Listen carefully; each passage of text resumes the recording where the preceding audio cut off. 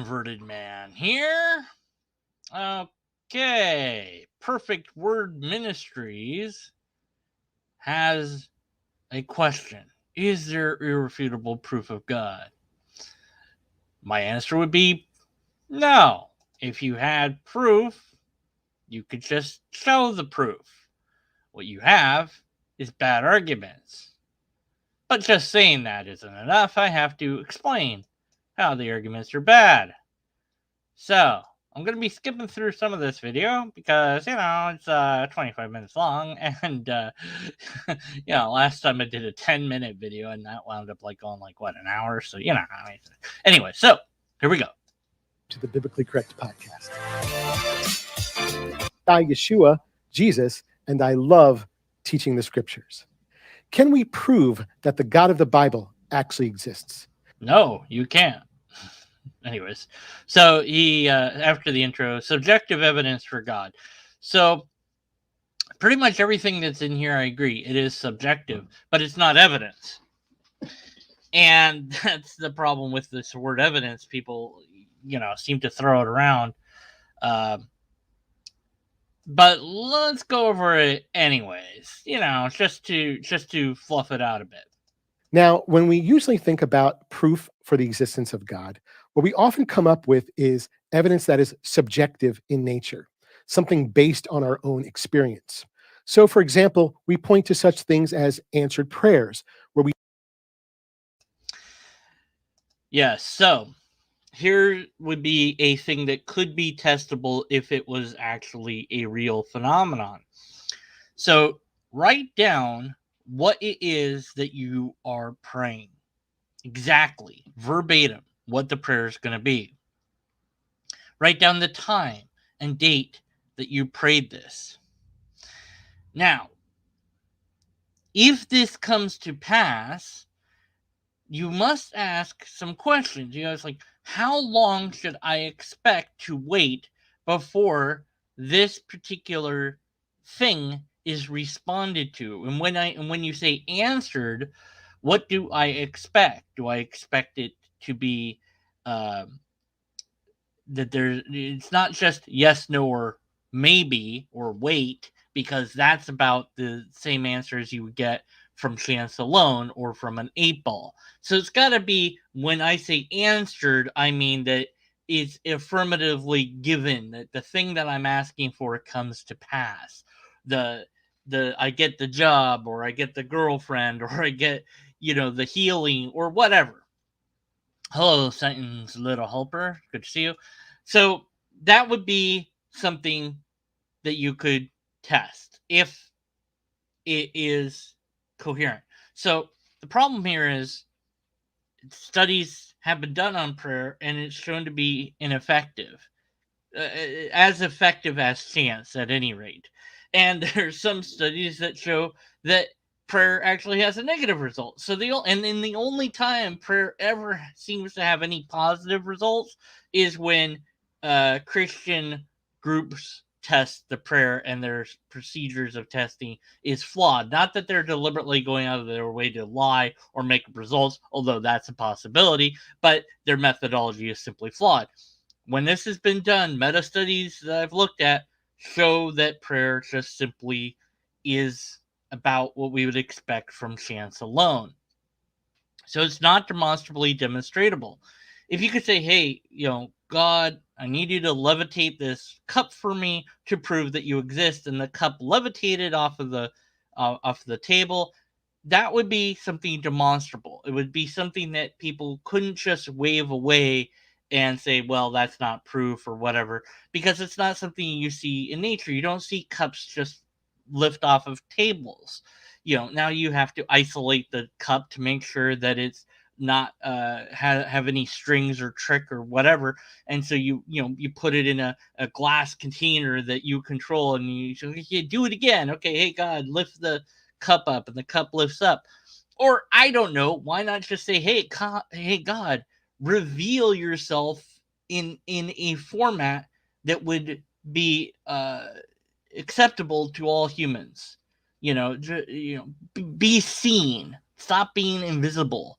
Be something that we can see or touch or taste or smell or hear. But those prayers are never answered. Prayers that go unanswered also include regrowing limbs, regrowing teeth, healing scar tissue. Those prayers will not get answered ever in the affirmative. You can pray until you're blue in the face.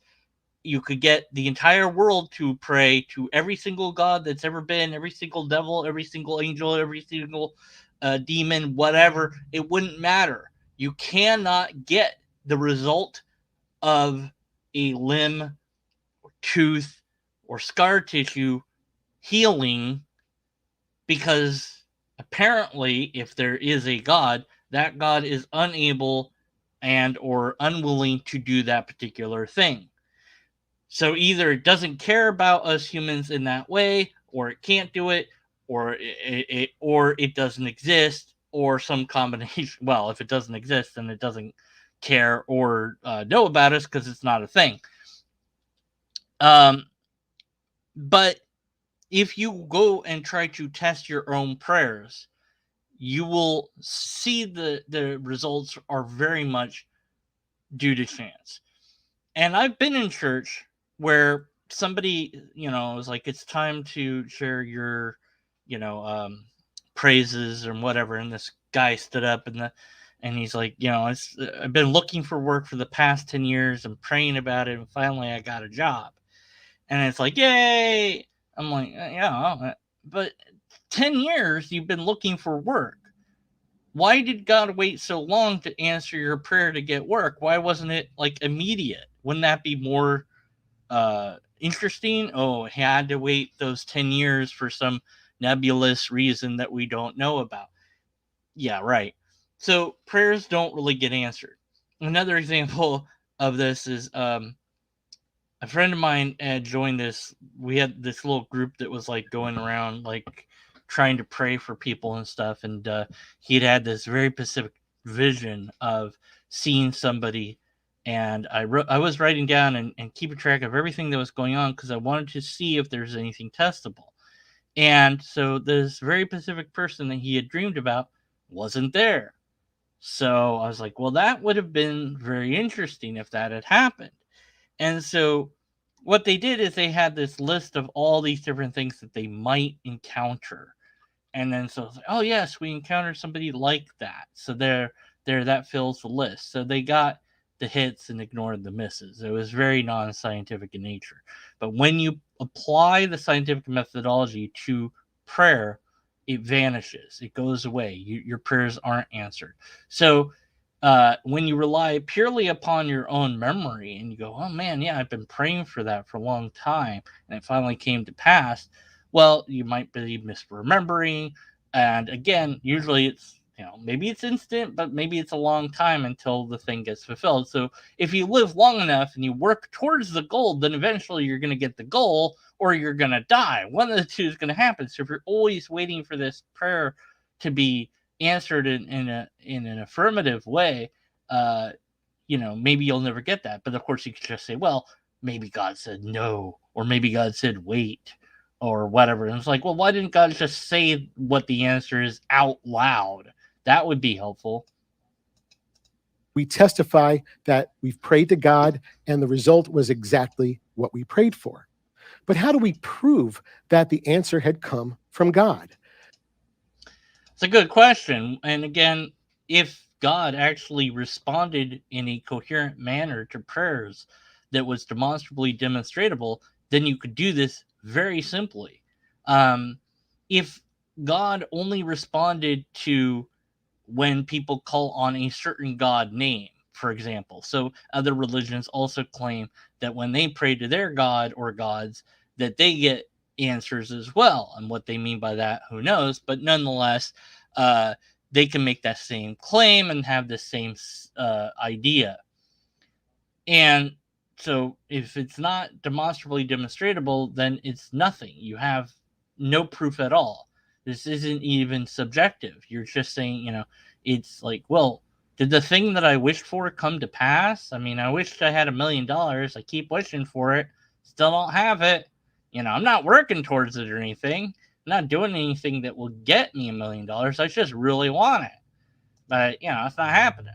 So, but could you demonstrate it was for God? Well, if it was only a particular type of God that responded in a way that was testable to prayer, then yes, that would be a proof of a kind, but you don't have that. So the answer is no. Could it not just be coincidence or happenstance? Are we just cherry picking from the times that we received what we asked for? Then there's miracles from times when we were sick and the doctors had no idea how we got better. And the scans and tests that previously showed disease are now clear.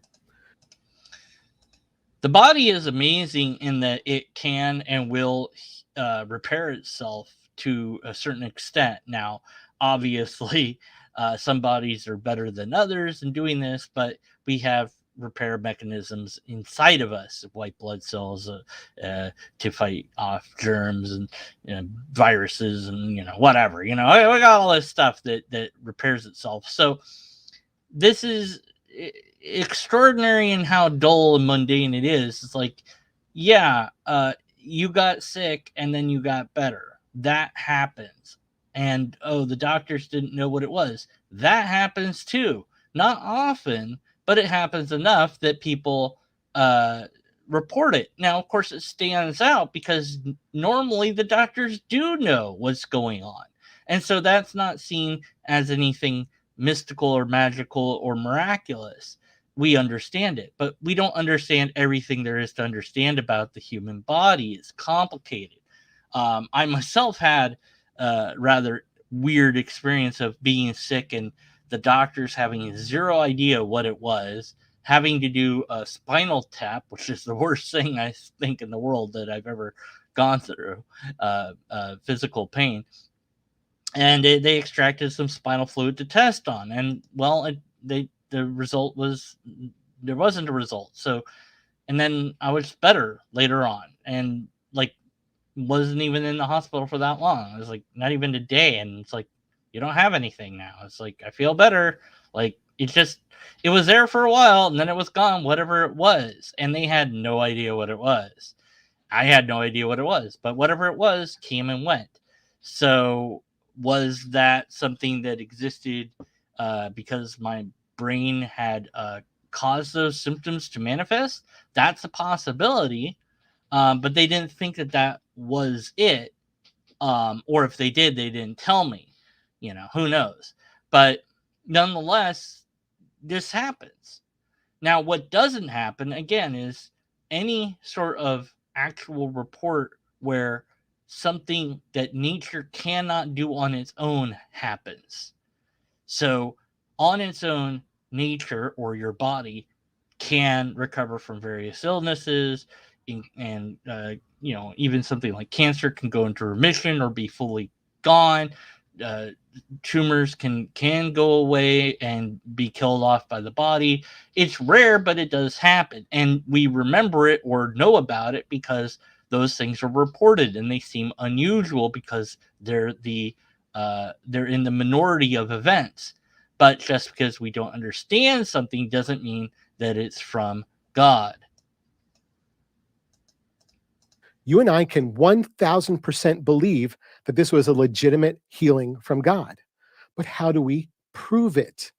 All we can show is that we were sick before and now we're better. Sometimes we also turn to Bible prophecy to prove the existence of God, where we It's interesting. Germania had a random stream, and oh boy, it was so super random. And Jill, Jesus' Lord guy, came in, said this thing about prophecy is 100% right and 100% true every time, or whatever he said. It was really nonsense. And then that somebody challenged him and pointed out some prophecy that failed, and he's like, no, that doesn't count, blah, and because of this. So I think it was some city that wasn't ever going to be rebuilt. Well, they did rebuild the city. Well, but it's on top of the old city, so it doesn't count. Oh, okay. So the old city had to be rebuilt, but like, what does that mean? We had to dig down to where the old city was, like, and do we have to include the old architecture that's still standing in it? Like, what does it mean to rebuild a city? See, it's so loosely worded that you could always move the goalpost back, right? So all you had to is like, okay, look, and how much of it does has to be rebuilt to count? Like, right? Like if we did it with one house, would that count? So it's always, let's move the goalpost back. But the other problem with prophecy is what makes a thing a prophecy. So somebody says something at some point. How do the people at that time go, that's a prophecy? There's no indicators that I can tell in the Talmud or the Torah, or the New Testament, of when something is a prophecy and when it isn't, until later on, where people go, oh, that's when this prophecy was fulfilled. That's when this prophecy was fulfilled. It's like, how do you know that that was a prophecy? Well, the problem is that people are writing about these things after the event. So somebody said X way back when, somebody later is like, oh yeah, and then this thing totally happened. Oh yeah, sure, yeah, sure it did. Or they can always go back, and there's nothing to prevent them from rewriting the past stuff. And then just, like somebody early on could have been like, oh yeah, yeah, let's make what really happened. Let's write in a thing about that in the Torah, and we'll just burn or get rid of the other copies of it, or we'll just reject those as not being canon or whatever. And we'll just say, no, this is the actual writings of the Torah. And see, we can say, hey, there's this event. It says Jesus was going to walk on leaves. And there he is. See how he walked on leaves that one day? Remember that? Oh, yeah, look at this Torah. Yeah, I know you can't read, because most people can't read at that time, but totally says that here in the Torah. They don't even have to rewrite it until later, so they just say it happened. Oh, yeah, that was a prophecy. Oh, okay. So that's the problem. And prophecies are vague. They're sometimes self-fulfilling, um, and sometimes there's just not even a prophecy at all. We'll actually get to that, which is why I wanted to cover this video in a bit. The ultimate proof that he has. Oh my word, it's so ridiculous. Hold on to your seats for it. Gurr is still pissed. Look, it's fine, Gurr. Look, it's fine. Okay, other people fell for that joke too. Okay, all right. We can easily see the prophecy in the text and then observe the fulfillment of it before our eyes. But then someone else can look at the same text and find the fulfillment debatable. As it is with all subjective or circumstantial forms of evidence, it mounts up, but it doesn't definitively prove that God has fulfilled that specific prophecy. I think on the subjective side of the scale, the evidence that carries the most weight, the thing that touches most people universally, is what Paul talks about in Romans chapter 1, verses 19 through 20, when he says, that which is known of God is evident among men, for God made it evident to them. What? What an incoherent thing. Things that we know are true are true. I mean, it's just so silly. It's just so ridiculous to say this to somebody, to write this down. Like, the thing that's evident is evident. No kidding, really? But who cares? I mean, yeah, whatever. It, it's This is such an assertion made by somebody. Who cares? You need to show that this is true by itself. For from the creation of the world, the invisible things Yeah, okay. So this is another one of those writings that's incoherent when you analyze it logically. So invisible things are now are made understandable by visible things. What? Like, why not just make the invisible things visible then? I don't know. It's just silly. Anyways, let's get past that. I don't care about the Bible stuff. And then here's another subjective one: creation. Well, that just assumes that it's created. So that's not even evidence, not even subjective evidence, because in order for you to think that there is a creation, you have to think that there's a creation. So this is not even evidence. This is just uh, assuming the conclusion is true. So that's not even subjective evidence at all, and it's not even evidence. So okay, so let's keep going here, because like I said, I'm skipping ahead. Okay, so here we go. This is we get into the objective evidence. This is why I wanted to cover this. This is great, guys, girls, robots, lizards, whatever you are out there. Uh, just you won't. It's just amazing what he says for the objective evidence for God. It's absolutely amazing. Here we go. And verifiable. Something that when you see it and understand what it is, the only reasonable conclusion you can draw is that God does indeed exist. And we find that measurable objective evidence in the continued existence of none other than the people of Israel, the Jewish people. So basically, here's what I'm going to prove. The God of the Bible, the God of Israel, made promises to his people.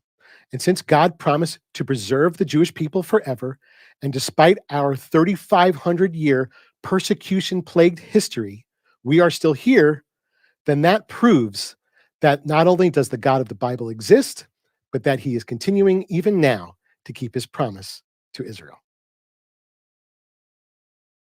All right. And there you go, my friends, foes, and fellows. That's it. And the rest of his video just continues basically to talk about this promise, the faithfulness, and how bad Jewish people have been persecuted throughout time and all that sort of stuff.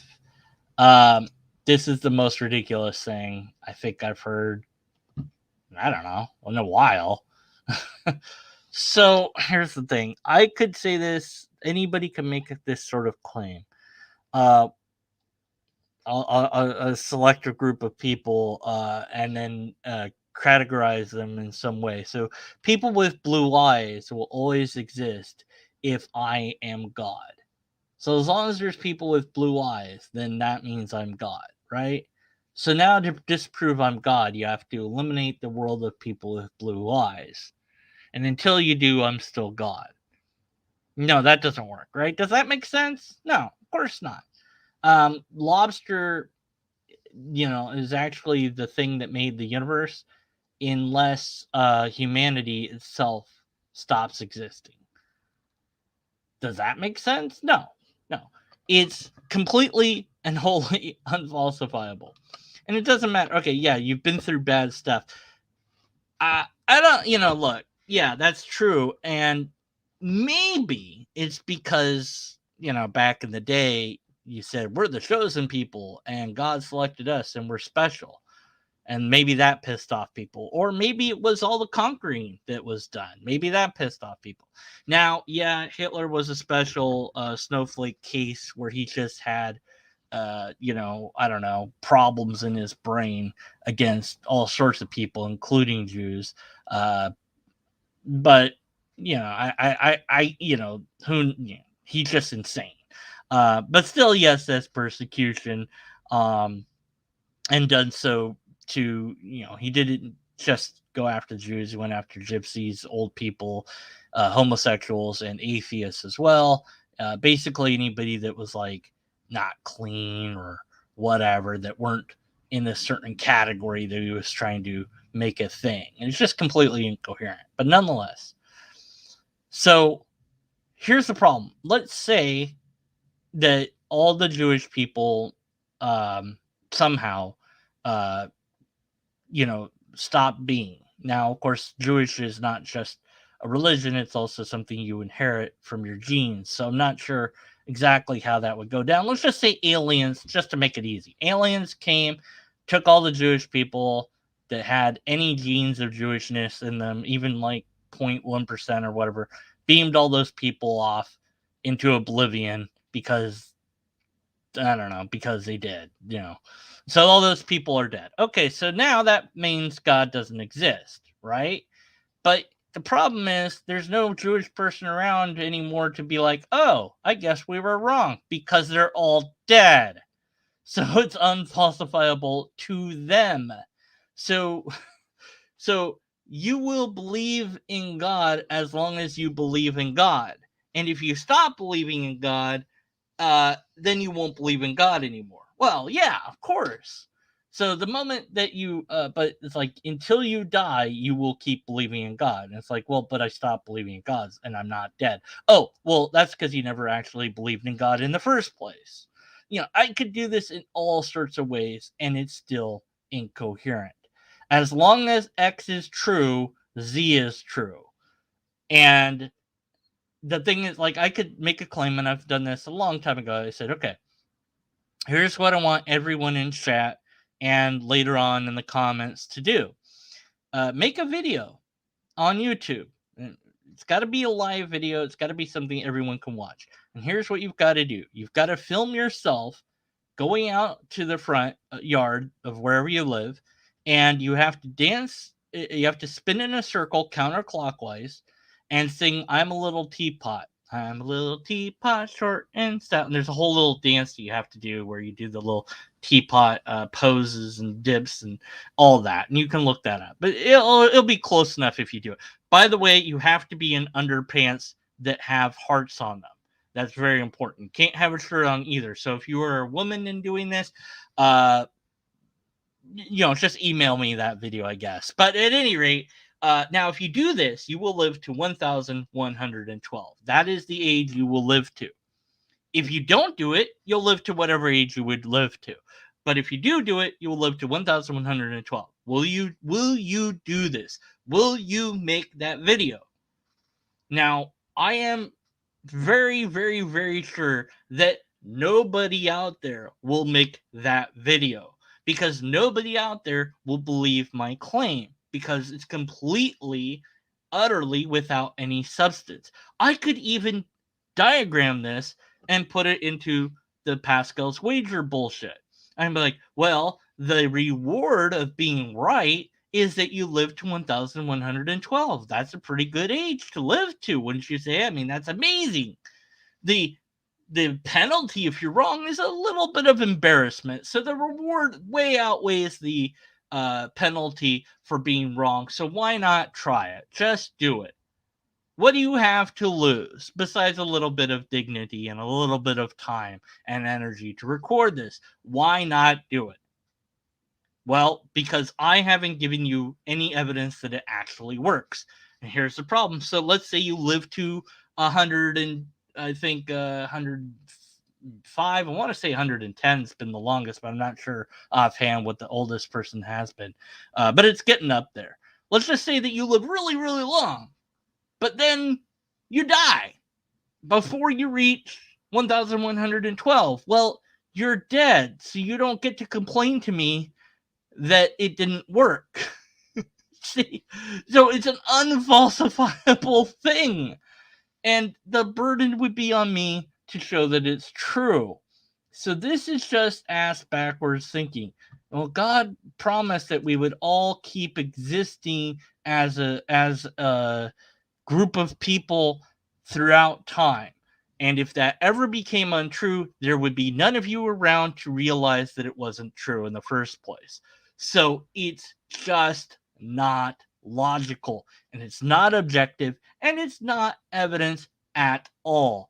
All it is assuming the conclusion is true and starting with the conclusion.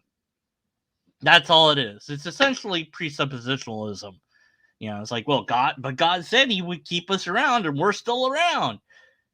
Wow, amazing. It's just it's really, really, really sad. And, if you go, you can say, well, before the dodo went extinct, it's like, if there's a God, the dodo eventually will go extinct.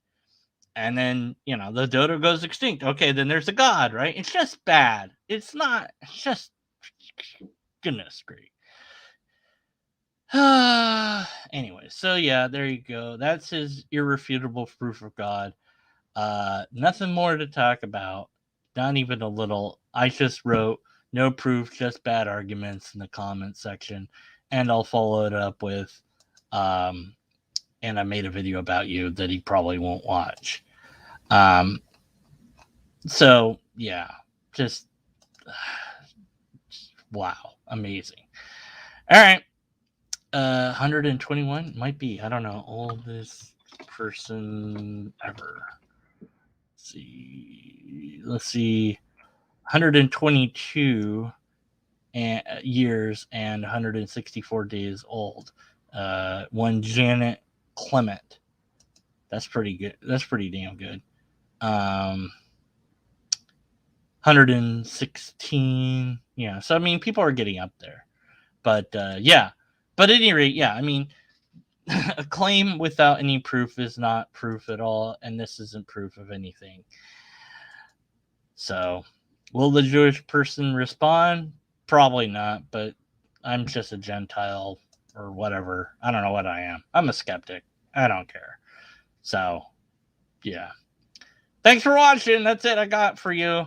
Um, you know, thanks. Make sure to put comments in the comments section. Let me know if you make that video so I can watch you dance around in your underpants. Remember, they have to have hearts on them or it doesn't count. Totally do that. All right. Take care. Bye. Also, ask Germania about how to spell yes. Love you. Bye.